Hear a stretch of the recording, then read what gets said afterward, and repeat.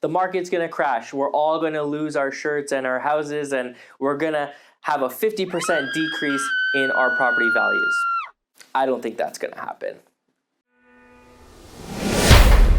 It's been in the newspapers, it's been on TV about the market potentially heading for a crash. I do not see that happening, and I'll tell you why. Again, thanks to all my friends who sent in their questions. A few weeks ago, we were looking at the questions. Some of them I said, I would answer here. Others I can't answer here because they're just not appropriate. But thank you guys for sending your questions. If you have questions, make sure you send them to me.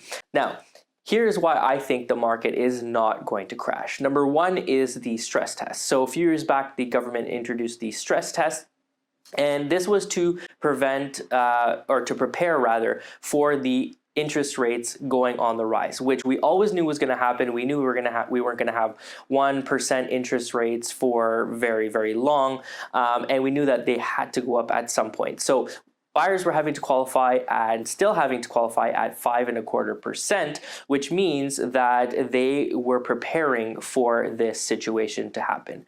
Right now, even if they go up another half a point, we're still not going to be at 5.25 points, but this was done to prevent what happened in 2008 when banks were lending out tons of money and the market ended up collapsing.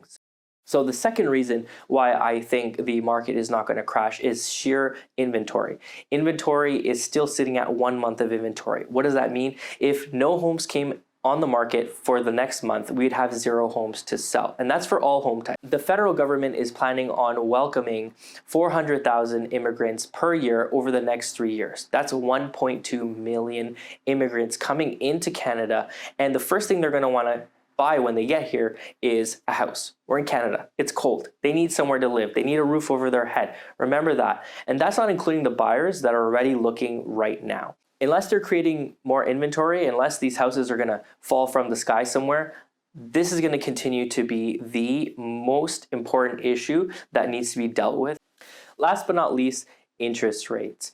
Remember, interest rates are on the rise. They're trying to put downward pressure on the market. However, interest rates right now are pretty much where we were pre-pandemic. We got super spoiled during the pandemic era where Canada had launched their economic recovery plan and they had kept interest rates quite low. But we knew that that was not going to last. So we were kind of spoiled in seeing those 1.5% interest rates for the last 2 years. Remember, back in the day, right? Interest rates were 12, 13, 15, 18%, and people were still buying homes because everyone has that dream of home ownership. Everyone has that dream to be a homeowner. And so it really comes down to the main problem and the main issue, which is inventory. So until we see a mass building spree, until we see more homes being built to accommodate the demand and the amount of buyers that are going to be essentially arriving to our country and our city, we are not going to see a slowdown or a cool down that the government wants to see. And this is sheerly because of supply and demand. It's nothing more than that. There is a strong demand and there's not enough homes on the market. So this is my 2 cents. I'd love to hear your take on this, what you guys are thinking. My colleagues and agent friends, I'd love to hear what you guys are thinking as well. This is just my prerogative on this whole bigger issue. Comment below, let me know what you think. DM me, I'd love to hear what you guys think.